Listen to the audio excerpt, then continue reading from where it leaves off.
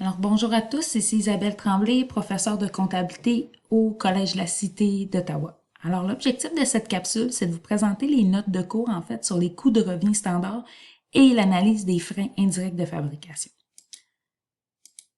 Donc, l'objectif, c'est d'être capable de présenter les coûts selon un système de coûts de revient standard, puis, à la suite de ça, être capable d'analyser les écarts entre les coûts standards et les réels. Donc, ça va inclure de distinguer entre les standards pratiques et les standards théoriques, d'être capable de déterminer le coût de revient standard d'un produit, d'analyser les écarts qui sont relatifs aux frais, aux coûts de fabrication, donc soit la matière première, la main-d'œuvre directe et les frais directs de fabrication variables et fixes, et ensuite d'être capable de comptabiliser l'accumulation des coûts dans un système de prix de revient standard. Donc, par ça, ça signifie en fait être capable de faire les écritures. Jusqu'à maintenant, nous avions vu le système de coût de revient sur commande. Le système de coût de revient sur commande, si vous vous rappelez, en fait, l'objectif, c'était d'être capable de faire une fiche de coût de revient qui était spécifique à chacune des commandes pour être capable de faire la facturation au client, donc d'être capable de dire combien qu'on devrait vendre le bien pour avoir une certaine marge de profit, mais également pour être capable de déterminer notre coût des ventes. Lorsqu'on parle de standard, en fait, c'est ce qu'on va utiliser pour déterminer la fiche de coût de revient standard. C'est pour être capable de faire notre budget. Alors, donc, une entreprise de fabrication qui va produire un item. Donc, par exemple, une entreprise qui produirait des chaises va dire, OK, nous allons produire le modèle X de telle chaise. Ce modèle-là dans le fond, les gens de la conception vont vouloir déterminer quels sont les composants de ce modèle et comment ça devrait être fabriqué. Alors, ce qu'ils vont être capables de déterminer, c'est dans le meilleur des mondes, ok, donc selon certains standards, combien devrait nous coûter la production de cet élément-là. Donc, c'est ce qu'on va appeler la fiche de coût de revient standard. Comme le mot standard le dit, en fait, c'est des cibles. Ok, c'est des cibles de coûts que l'entreprise va essayer d'atteindre. Ok, quand je dis essayer, c'est qu'il va devoir atteindre. On va se servir des coûts standards pour établir les budgets, déterminer le rendement et obtenir le coût des produits. À mesure que le travail va être exécuté, les coûts encourus vont être comparés. Donc, on va comparer les standards avec le réel. Alors, vous vous rappelez la chaîne de prise de décision de gestion. Alors, quand on va établir le budget, on va être dans la section planification. Donc, c'est dans la section planification qu'on va établir la fiche de coût de revient standard par produit. Puis, c'est dans la section contrôle qu'on va comparer ces standards-là avec la production réelle pour être capable de déterminer si nous avons eu des écarts entre qu'est-ce que nous avions prévu et qu'est-ce qui est arrivé.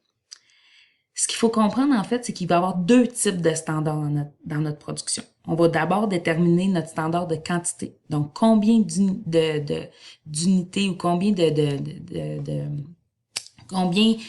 matières premières je vais devoir utiliser. Donc, quand on parle de combien, c'est la quantité qu'on va vouloir utiliser. Au niveau du coût, ok, c'est qu'on va déterminer le coût d'achat d'un intrant. Donc, on va dire, OK, cette matière première-là, donc, disons mon bois, combien je devrais le payer? Alors, normalement, ça va dépendre d'une entente d'approvisionnement qu'on va avoir avec une organisation. On va s'entendre avec, disons, notre producteur ou la scierie, puis on va déterminer combien ça devrait nous coûter. OK? Le coût du bien en particulier. Donc, il y a deux types de standards sur la fiche de coût de revient. Il y a le standard de quantité, donc combien je devrais utiliser de matière première ou de main-d'œuvre directe, puis également combien ça devrait me coûter.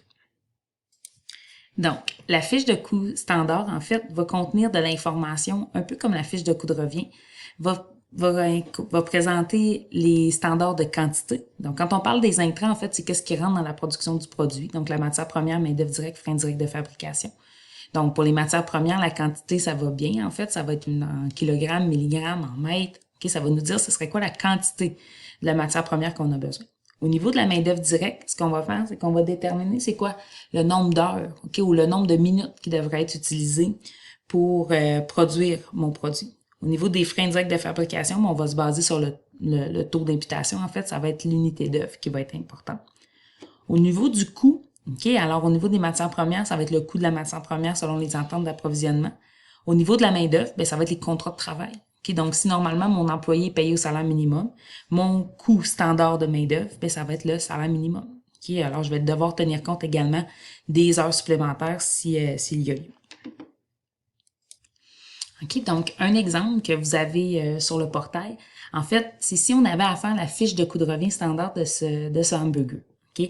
Alors, les chaînes de restauration rapide, OK? Alors, peu importe laquelle que vous allez, normalement, ils ont une fiche de coût de revient standard pour chacun de leurs produits. Donc, là, je vais vous donner l'exemple de McDonald's. Si vous allez acheter un Big Mac au centre-ville d'Ottawa ou si vous achetez un Big Mac ailleurs dans le nord de l'Ontario, normalement, le Big Mac devrait être sensiblement pareil. OK? Donc, il devrait avoir la même quantité de viande, la même quantité de tomates, la même quantité de laitue, de mayonnaise, etc.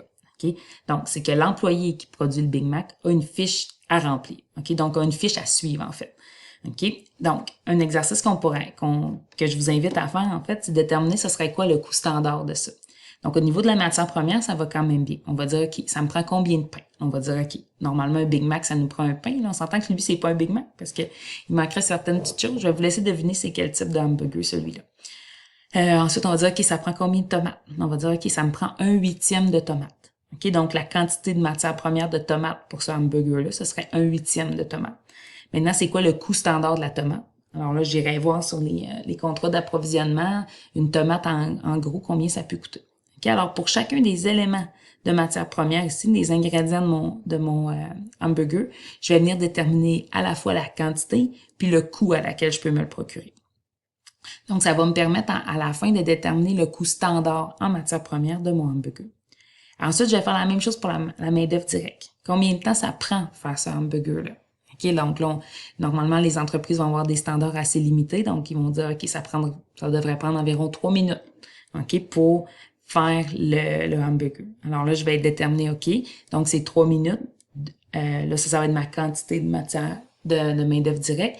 Et maintenant, c'est quoi mon taux horaire? Alors, je vais prendre le taux horaire de mon employé qui est normalement attribué à la conception des hamburgers. OK? Alors, c'est un exercice que je vous invite à faire. Vous allez pouvoir voir sur le portail un exemple de ça qui a été fait.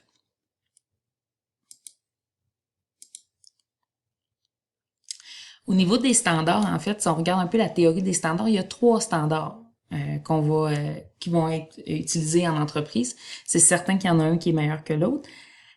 Donc, il y a des standards de base. Les standards de base, là, c'est des standards qui ne vont pas changer. Ils vont permettre la comparaison des coûts réels de plusieurs années avec le même standard.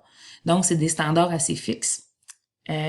Au niveau des standards parfaits, c'est des standards idéaux. Okay? Ils représentent les coûts les plus bas possibles dans les meilleures conditions d'exploitation. Donc, si on considère qu'il n'y aurait aucune perte de temps ou de matière première, il n'y aurait aucun bris d'équipement, okay? Il n'y aurait rien qui viendrait chambouler la production.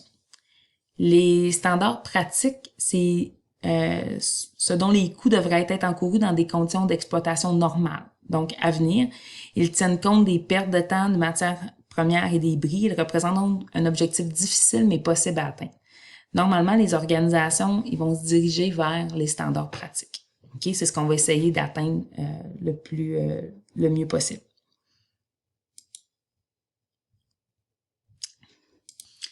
Donc, le premier type de standard qu'on va faire dans la fiche de coût de revient standard, c'est la matière première.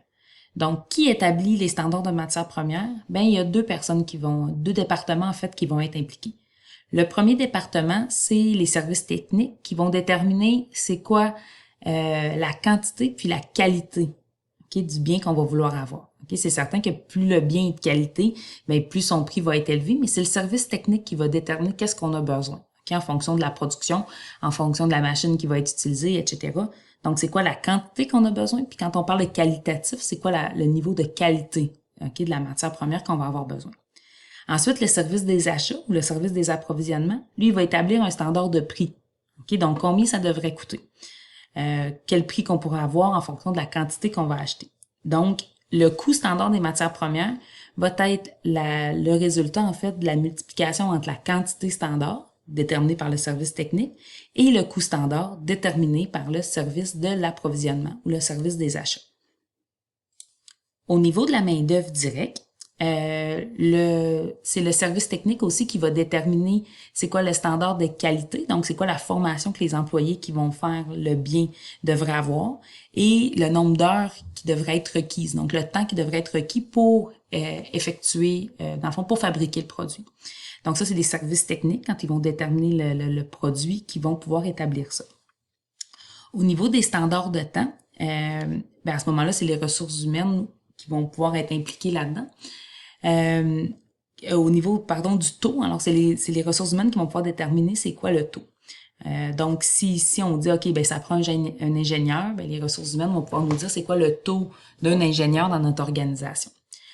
Les standards de temps peuvent être influencés par beaucoup de choses, peuvent être utilisés par l'outillage, en fait. Donc, si c'est beaucoup plus automatisé, la séquence des opérations, puis le rendement normalement attendu des ouvriers. Le rendement des ouvriers va varier en fonction de beaucoup de choses, peut varier en fonction de l'expérience, mais également de la formation, qui va être exigée pour produire le bien.